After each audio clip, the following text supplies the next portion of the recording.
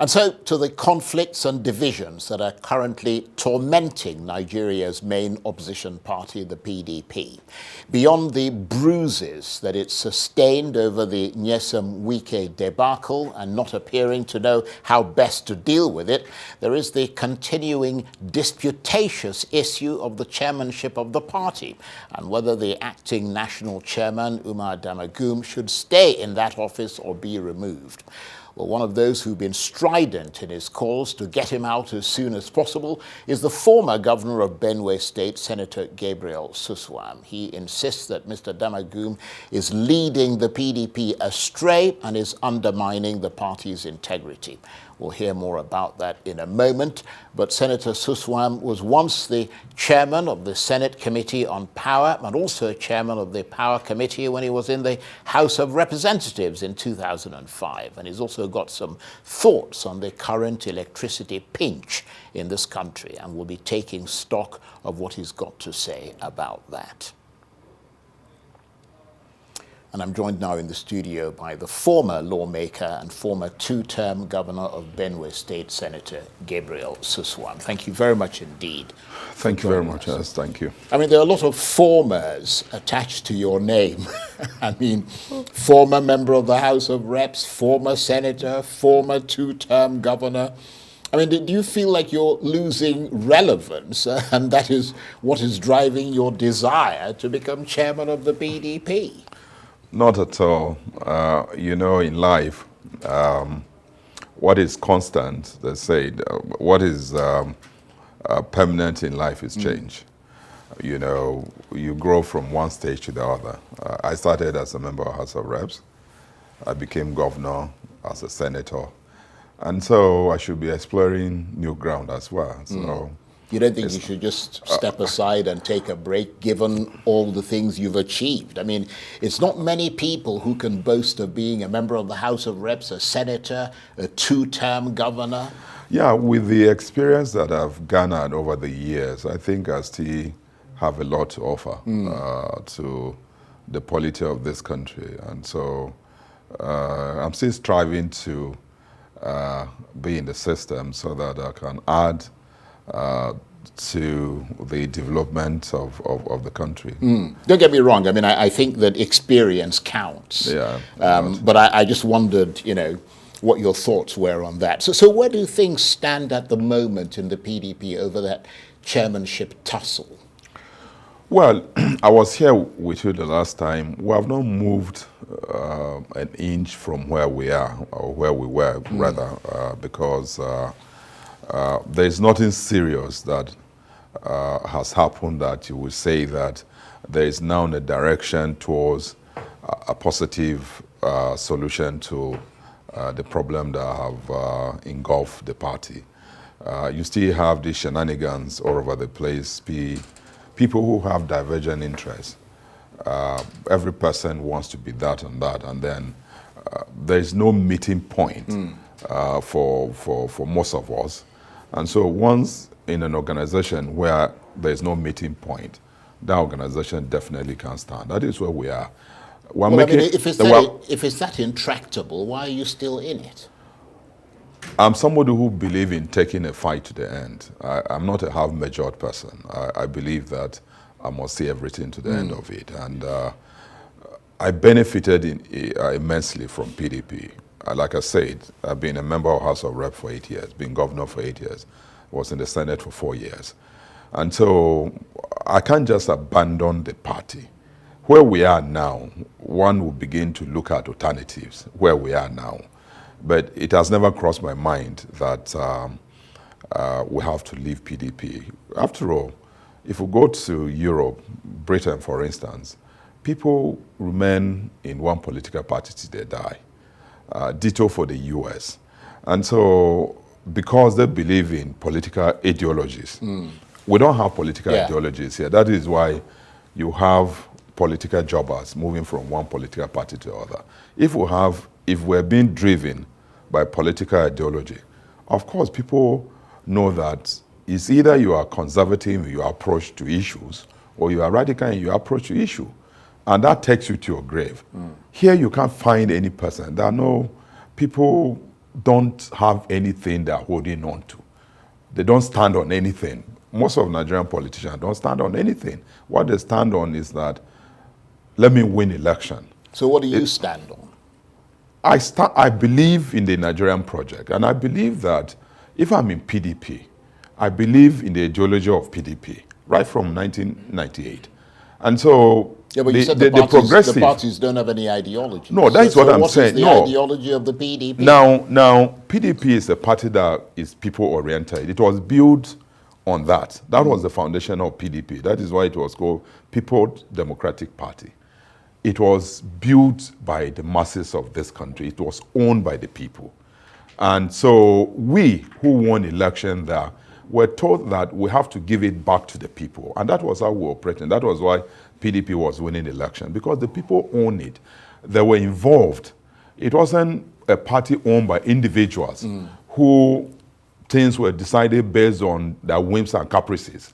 It was a party that was owned by the people. And so that is what I believe in. I believe in a party that deals with the people. We hold meetings with the locals, we relate with them, we could relate to their hopes, fears, and aspirations. Now, most people now want to own PDP, and that is not what I believe in.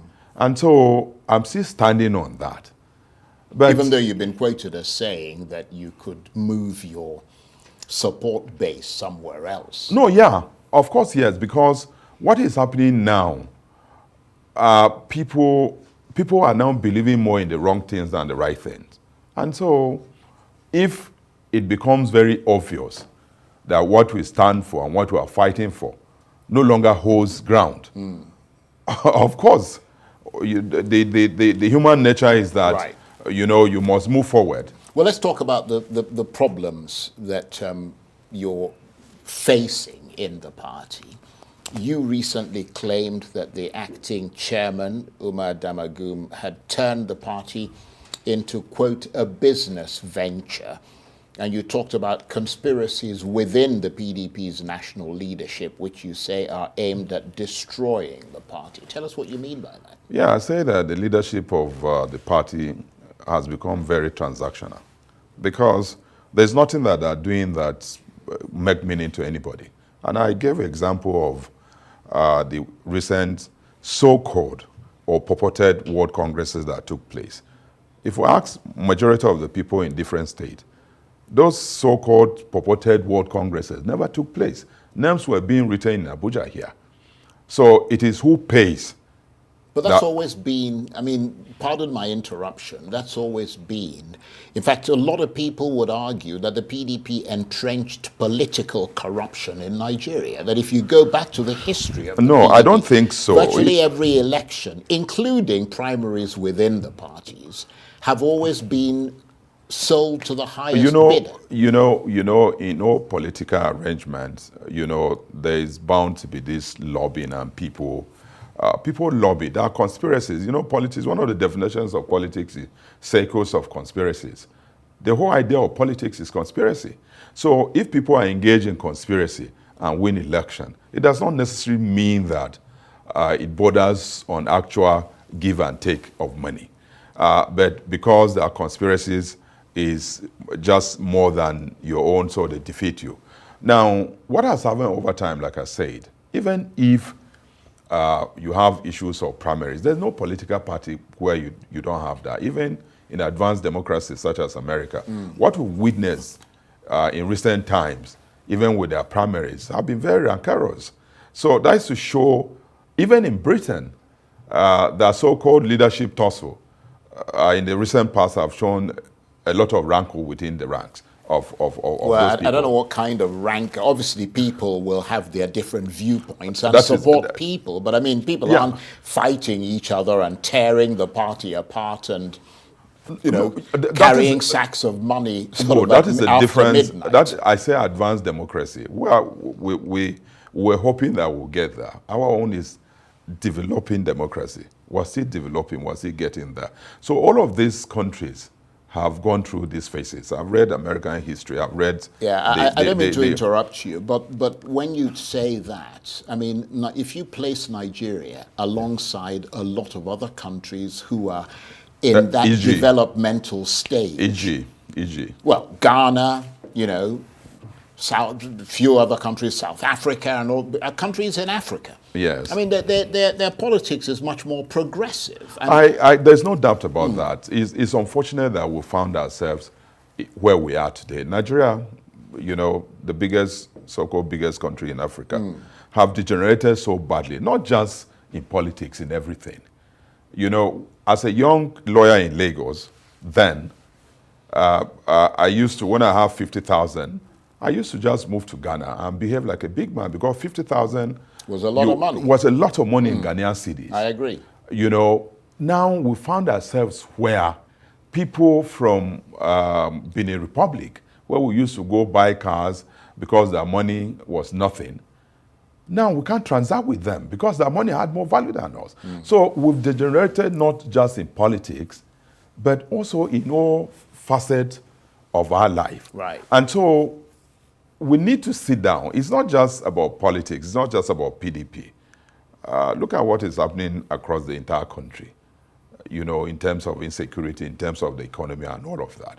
So we need to actually sit down as a people, not as political parties, but as a people who believe in a common purpose. We must believe in a common purpose, irrespective of political platform. And until we believe in that common purpose, we play politics. What we are doing is politics at the expense of the future of this country. So in effect, it's a bit like sort of Groundhog Day. You've been here a couple of times recently speaking about the same issue as stridently as you are now, and yet nothing's changed. Mr. Damagum seems as entrenched as ever. You just can't get him out, can you? Yeah, like I said before, are people in an organization or in a country who begin to breach the very law that regulates their way of conducting business within that organization or within the country, it means that there's a problem. We have a constitution that is very explicit as to the succession when certain circumstances rear their head. And in this case, the constitution states very clearly that if any national officer, for whatever reason, becomes incapacitated or resigns, then this is the procedure to be followed. That procedure is blatantly being violated by people who are supposed to be leaders of the party. And you expect that those people should remain as leaders. If we can protect, for instance, if the president can protect the constitution of this country, then he has lost the moral high ground of being president. If Damagum cannot protect the provisions and the letters of the constitution that govern the activities of PDP, he should not be there. And that is what is happening. And some people, for some very selfish reasons, are insisting that he must remain there. This is something that has happened before. Like I said, when Bamanga Tukur left and Secondus was acting, the Northeast, based on the provisions of the Constitution, insisted that Secondus must step aside. That was how Modu Sharif became the chairman, subsequently His Excellency Adamu Mwazu. What has happened since then? The North Central is nothing. So the North Central are slaves. When it is that time, because some people have powers, then the North Central should just watch them ride over their rights.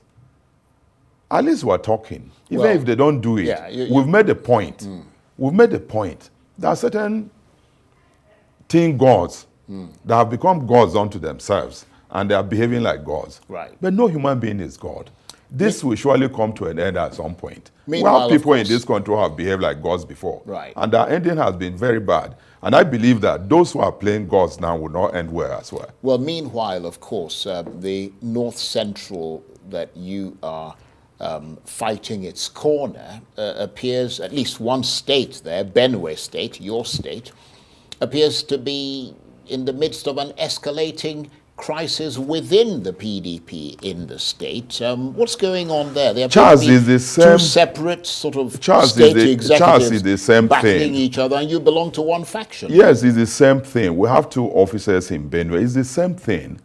congresses that would have ordinarily been conducted by the ordinary people in their villages were hijacked and names were written in Abuja.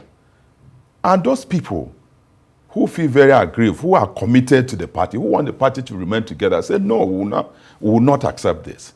And I belong to those people who are committed to the party and believe that the right thing must be done. Certain people don't care. They have other interests other than this. And so that is why the party is divided in Benue. But is this essentially a battle for supremacy, though? No, in addition to what you said, between yourself and former Governor Samuel Orton? There's no battle for supremacy there. All I wanted is the right thing. If they go there and allow the people... Yeah, but he's on the opposite side, isn't he? No, I agree. Right. Because the right thing was not done. And that is why I opted out. I've lived in PDP since 1990. I've not stepped out of PDP. I have not for 1 minute stepped out of PDP. And so I know how it operates. I know how PDP is run. PDP is owned by the people. We went for congresses. The people say, it's okay, let's go and do congresses. Congresses were not done.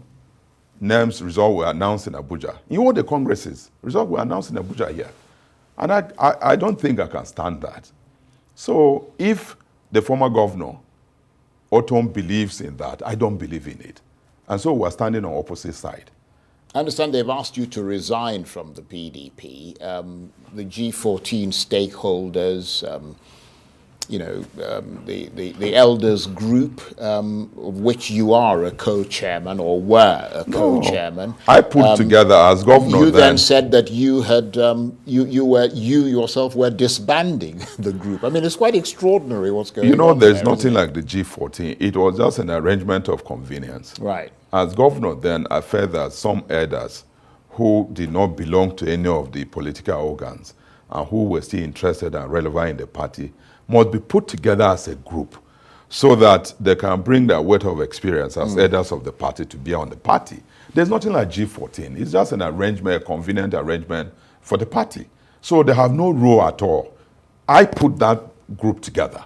And when my successor came in and came back to PDP, I handed over the group to him. These are the elders of the party. They are not members of the state working committee. They do not belong to any organs of the party, but they are relevant. So let us enhance their relevance by putting them together. So when there are issues among young people, we take it before them.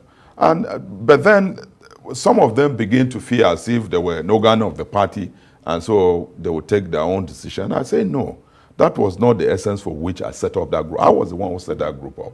And I said, well, as far as I'm concerned, that they stand disbanded. It's not a group recognized by the constitution of the party. Although they dispute the fact that you set it up. They dispute that fact. Yeah. I mean, they're saying that you didn't set it up. I set that group up Right. when I was governor. It's not a group recognized by the constitution of the party. So it's just like any gathering, any no-cause gathering. It's not a gathering recognized by any organ of the party at any level. There's nothing like G14 or G whatever in the constitution of the party. It doesn't help your quest for the national chairmanship of the party, though, does it? If you are fighting sort of pitched political battles with the PDP in your own state. No. You see, there's no battle in any way of the PDP. The national chairman of the party is a national office. The differences that we have in our state has got nothing to do with whether I become national chairman or not. Like I said before, well, it gives an impression that you guys are sort of my quest to in be disarray. My quest to be national chairman is not a do or die affair. It is the fact that I step forward to express an interest that the North Central is not as it was looking as if there is no person in the North Central who can aspire to take over from Dr. Yochayu. I step forward. Other people have shown interest since then. So any one of us is capable of being the national chairman of the party. But it's the principle that you're arguing about. Yeah. Is that right? That's correct. Right. And so what we want is that the North Central should take what rightly belongs to it I stepped forward. Other people have come forward. There are quite a number of aspirants from Kogi, some from Nasarawa State, and I heard some from Niger State. So any one of us could become the national chairman of the party. So what do you think is going to happen going forward? Well, where we are now, because there are a lot of cases now, you know, people now run to court and they stop this, they stop that. So there are a lot of cases hanging on the PDP. So Basically it's a stalemate. Yeah, the way forward does look very hazy to me. Right. The way forward is very hazy at this point. And, but there are still meetings, you know, we're still meeting at different levels and hoping that reason will prevail in the long run. If that doesn't prevail, of course, like I said, we are human beings. We must always move forward. And so we'll take other decisions as well. If that doesn't happen, we will take other decisions, definitely take other decisions. Well, we'll keep an eye on that. Let's turn to the other area where you are, I mean, beyond politics and the law, because, I mean, you're a lawyer. Let's turn to the electricity pinch in Nigeria, a crunch that is crippling everything in this country. Just a few hours ago, we heard that the national grid had partially collapsed again, causing blackouts. You were a former chairman of the Senate Committee on Power, former chairman of the House Committee on Power. What do you make of what's been going on in that sector for decades?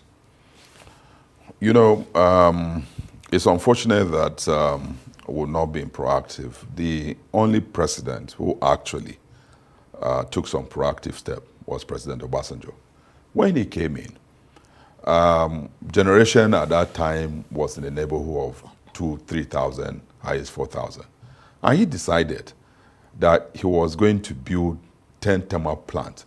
Those are plants using gas as source of energy. 10 thermal plants. He built all of them within the South-South region so as to enhance the generation capacity of this country. And generation capacity was enhanced to up to 13,000 megawatts. Now, he went ahead and initiated the idea of making sure that these thermal plants had the buy-in of all governors and local governments. All of us, I was then governor when he left. Yaradua came in, Yaradua continued. He called all of us to a round table and said, look, you need to contribute so that we can enhance power generation and transmission and distribution in this country so that the country can pick up in terms of the area of industrialization. We contributed, and then majority of these thermal power plants, 10 of them, were completed. And that is why now you will hear that Nigeria has the generating capacity of 13,000 megawatts. The unfortunate thing is this, that the transmission lines, the grid, what people call national grid, has been in place for over 40 years. Lack of maintenance, dilapidating and aging infrastructure. What is causing the national grid now has a lot of factors that are leading to that. Aging, dilapidating infrastructure of transmission and distribution.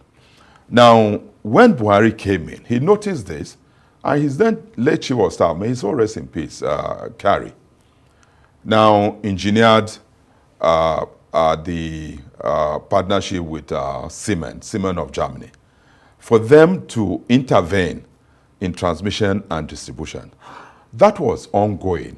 When the man died, monies were paid. The Germans came here. The president himself went to Germany, signed those agreements with the German government, and that's picked off. In order for us to stop what we're now witnessing now, this grid collapse.